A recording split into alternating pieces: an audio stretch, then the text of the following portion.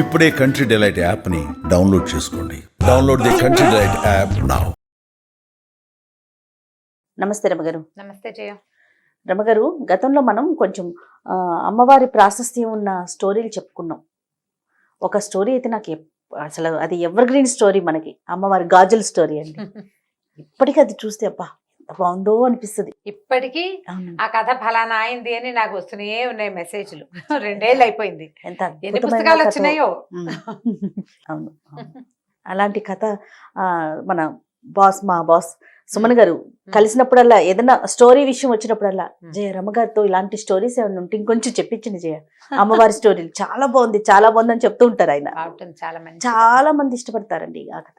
అలాంటివి ఏదన్నా ఇంకా ఏమన్నా ఉంటే మీ దగ్గర, మీకు ఐడియాలో ఉంటే ఒకటి చెప్పండి. మరి అలాంటిది కాదు కానీ అమ్మవారికి సంబంధించిందే ఒక కథ చెప్తాం. మొన్న ఒకటి చెప్పుకున్నాం మనం, చెట్టులో అమ్మవారు ఉండటం. అవును, ఇది ఒకటి చెప్దాం. ఒక పల్లెటూరులో సుబ్బయ్య అని ఒక ఉప్పు వ్యాపారస్తుడు ఉండేవాడు. ఉప్పు అమ్మేవాడు అనమాట. ఉప్పు వ్యాపారం అంత పెద్ద ఖాస్ వ్యాపారం కాదు. పాత రోజుల్లో ఎంత ఉప్పు 10 పైసలు, కానీ అర్ధనా కూడా ఉండేది. అయితే ఇంక పెద్ద వ్యాపారం ఏమీ లేదు.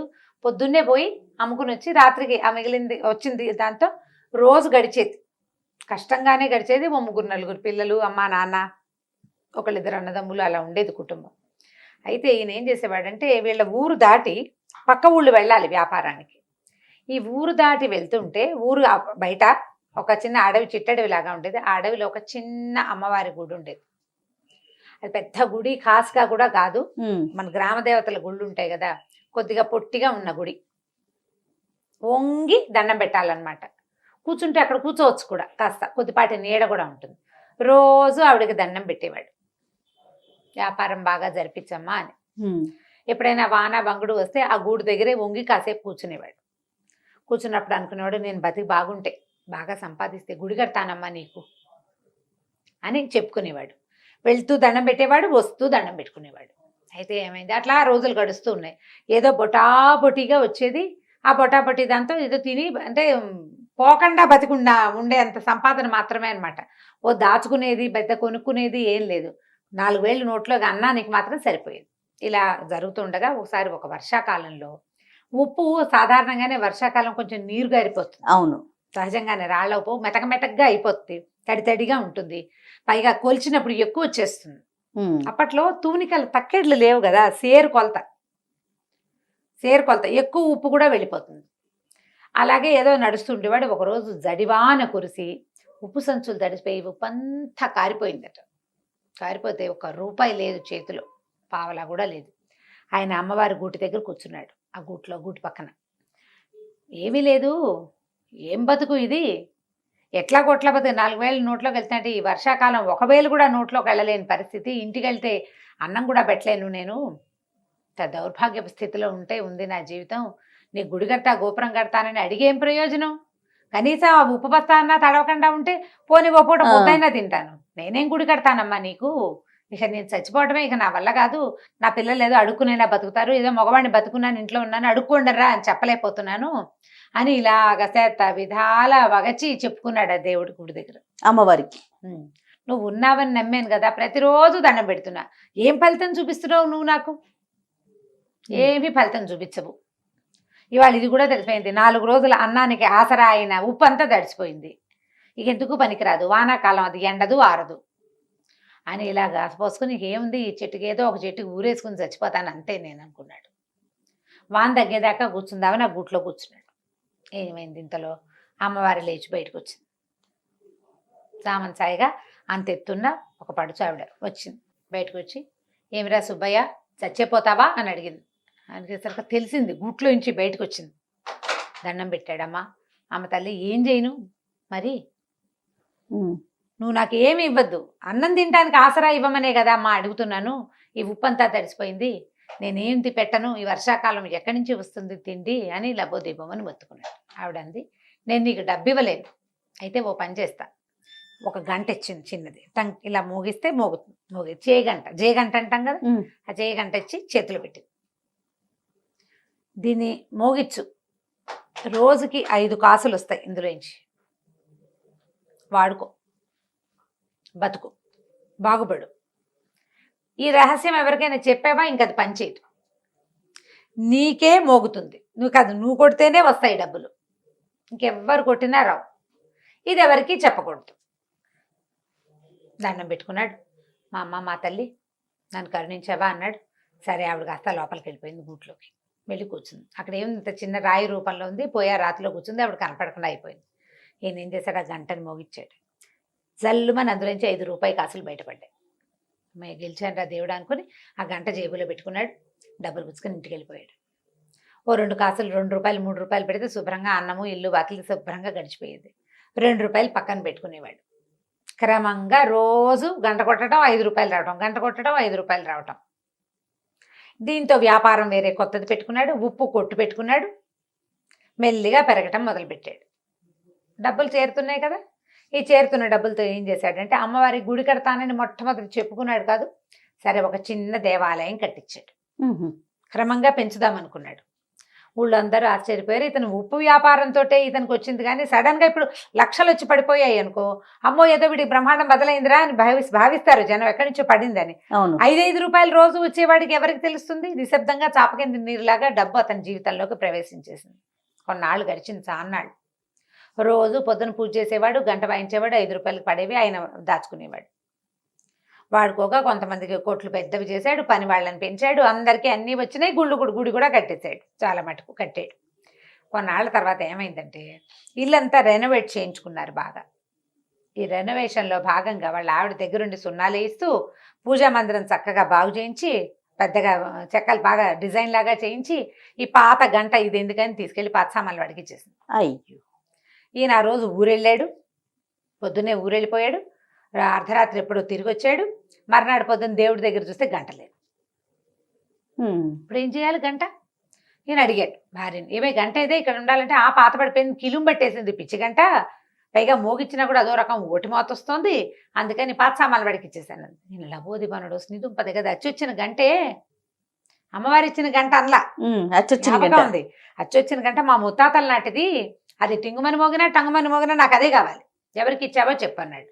ఎవరికి ఇచ్చావంటే వీళ్ళకి 3 సందులు అవతల కనకయ్య అని ఒక పాత సామాన్లు కొనేవాడు ఒకడు ఉన్నాడు. వాడికి అమ్మేసింది. వాడికి ఇంట్లో అవి ఇవి సామాన్లు పాత అమ్మేస్తూ ఈ గంట కూడా ఇత్తడి వస్తువులాగా, ఇత్తడి కంచు గంటలు కదా ఆ రోజుల్లో ఉండేవి, ఇప్పుడు కూడా కంచు గంట అయితేనే మోగుతుంది. కంచు సామాన్లు, ఇత్తడి సామాన్లు, పాత సామాన్లు, చిల్లులు పడ్డవి, కిలిం పట్టినవి, తర్వాత ఇనప రేకులు, ఇంట్లో ఏవో ఉంటాయి రకరకాలు, అలాంటివి ఇచ్చేసింది. ఇది కూడా అతనికే ఇచ్చింది. పరిగెత్తుకుంటూ ఆ కనకయ్య వాళ్ళ ఇంటికి వెళ్ళాడు.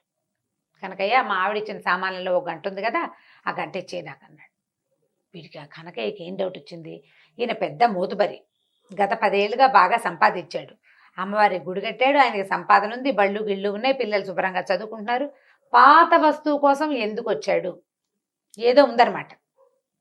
అందుకని ఏమనుకున్నాడు, అది ఎదురుకుండానే ఉంది, ఎక్కడో పడేశాను అన్నాడు. కరగబెట్టే సామాన్లలో పడేశానో దాచిపెట్టే సామాన్లలో పడేశానో గుర్తులేదు. అంటే ఇతను ఏమన్నాడు, బాబు ఆ గంట ఇచ్చేసాయి అని అడిగేసరికల్లా, నేను డబ్బులు కొన్నాను మీ ఆవిడ దగ్గర, నేను డబ్బులు ఇచ్చి కొన్నాను, నువ్వేమిస్తావో చెప్పు నీ గంటకన్నాడు. అనేసరికల్లా ఇతను అన్నాడు, అదేమిటి నువ్వు గంటకి ఎంత ఇచ్చావు అంత ఇస్తాను తీసుకోమన్నాడు. ఒప్పుకోలే, ఏదో ఉంది ఆ గంటలో విశేషం, అదేమిటో చెప్పు ముందు నాకన్నాడు. అనేసరికల్లా ఇతను అన్నాడు, కాదయ్యా ఆ గంటలో ఒక ప్రత్యేకమైన అర ఉంది, కొంత డబ్బులు దాచిపెట్టుకున్నాను, అందులో ఒక మహిమ గల గంట అది చెప్పాడు. అమ్మవారి సంగతి చెప్పలా, అమ్మవారి సంగతి చెప్పలా, నేను డబ్బులు దాచిపెట్టుకున్నాను, మహిమగల గంట వస్తువు ఎప్పుడైనా అత్యవసరానికి తీసుకోవడానికి దాచుకున్నా, నాది నాకు ఇచ్చేయమన్నాడు. ఇంకా నయం, గంటలో డబ్బులు పెడతారా ఎవరైనా అన్నాడు కనకయ్య. గంట అంటే ఏముంటుంది, ఇట్లా ఇలా ఉంటుంది, పైన పీడు ఉంటుంది, లోపల వేళ్లాడే ఒక లోలకం లాంటిది ఉంటుంది, ఇలా అంటే మోగుతుంది. అందులో రహస్య పర్లు ఎలా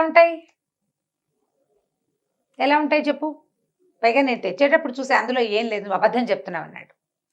కాదు నిజమే చెప్తున్నాను, నా మాట అబద్ధం అని తెలితే 1000 వరహాలు ఇస్తాను, నేను నా గంటలో ఇచ్చి డబ్బులు తీయలేకపోతే 1000 వరహాలు ఇస్తా, నువ్వేమిస్తావో చెప్పన్నాడు ఈయన సుబ్బయ్య గారు. ఈతను ఏమన్నాడు, నేను 1000 వరహాలు ఇస్తా, ఆ గంటలో ఏం లేదన్నాడు. రేపొద్దున చూపిస్తానన్నాడు. సరే ఈయన ఏమనుకున్నాడు, సరేలే వాడేం చేయలేడు దాన్ని. ఈయన ఇంటికి వెళ్ళిపోయాడు. మర్నాడు పొద్దున జనాలందరినీ పిలుచుకుని ఆయన వచ్చాడనమాట. ఈ లోపల ఈ రాత్రి కనకయ్య సాయంకాలం నుంచి మొదలుపెట్టి వాళ్ళ తమ్ముడిని పిలిచాడు, బావమరిదని పిలిచాడు, ఆ గంటను తిరిగేశారు, మరగేశారు, నేలకేసి కొట్టారు, విసిరారు, ఎక్కడి నుంచి ఏమీ బయటికి రాలే. దాంట్లో ఒక అర ఉండేందుకు ఏ అవకాశము లేదు. ఎక్కడ పెట్టాడో తెలీదు. ఏమైనా రహస్యపు మీటల మీద బాగా తోమేరు, మెరిసేలాగా చింతపండు ఉప్పు పెట్టి తోమేరు, నిమ్మకాయ డిప్పేసి తోమేరు, ధగధగాయమానగా బంగారపు గంటలే మెరుస్తోంది. అందులోంచి ఏమీ బయటికి రాదు. సరే ఏమనుకున్నాడు, ఇందులోంచి ఏమీ రాలేదు కాబట్టి అతను కూడా తీయలేడు, వేయిస్తాడు, వేయకేం చేస్తాడు, చూద్దాం అనుకున్నాడు. మర్నాడు పొద్దున వారవీరవి ఇతను చుట్టుపక్కల వాళ్ళు నలుగురు చేరారు, ఆయన ఓ నలుగురిని తెచ్చాడు. గంట అందరి మధ్యలో ఆ గంట ఆయనకి ఇచ్చేయాలి. ఇచ్చేసరికల్లా సరే ఇందులో ఏమీ లేదు, నేను తిరిగేశాను, మరగేశాను, ఇందులో ఏం లేదు, నువ్వు అబద్ధం చెప్పావు, 1000 అక్కడ పెట్టి గంట తీసుకోమన్నాడు. 1000 రూపాయలు ఇస్తానన్నాడు కదా. అయితే సుబ్బయ్య గారు అన్నాడు, ముందు గంట నా చేతిలో పెట్టు, డబ్బులు నేను తీసి చూపిస్తాను నీకు ఇందులో. సరే ఇచ్చాడు. ఇచ్చేసరికల్లా ఈయన ఏం చేశాడు, ఆ గంటను దండం పెట్టుకుని అలాగా మోగిచ్చి ఆ గంటల నుంచి 5 రూపాయల బిళ్ళలు అతని చేతిలో పెట్టాను. ఇదిగో నేను దాచిపెట్టాను, ఇదిగో అని చూపించాను. జనాలంతా ఆశ్చర్యపోయారు, ఎలా దాచావు అని. ఇప్పుడు నా పూర్వీకుల గంట కదా, ముత్తాతల నుంచి మా ఇంట్లో ఉంది, నేను దాని ఆసరాతోటే బతికాను, నేను మీకు చూపించేస్తానా, నాది ఇది, మా ఇంట్లో నుంచి ఇతను తెచ్చాడు, ఎందుకు చూపిస్తాను నేను మీకు, ఎలా దాచాను చూపించక్కర్లేదు. ఇప్పుడు కనకయ్య ఇది ఆశపడ్డందుకు ఏమిటి ఇచ్చేస్తే గంట అని అడిగితే ఏముంది, పావలా ఇచ్చుంటాడు ఆ గంటకి, ఆ పావలాను ₹1 పావలాకి ₹1 లేదా రూపాయి ఇవ్వు అంటే సరిపోయేది. పందెం కట్టేందుకు 1000 రూపాయలు ఇవ్వాల్సి వచ్చింది.